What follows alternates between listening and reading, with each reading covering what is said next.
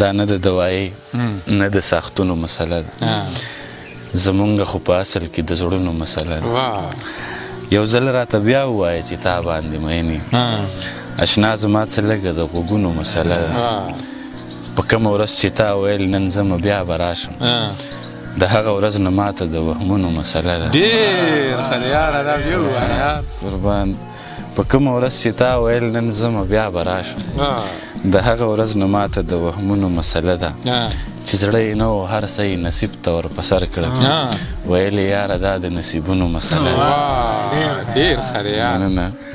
چې زړه یې نه و هر څه یې نصیب ته ور په سر کړه، ویل یې یاره دا د نصیبونو مسله ده. او چې تاسو مې برباد غواړئ او خدای مې ښه ساتي، قربان مو شمه دا خو د نیتونو مسله ده. ډېر ښه دی.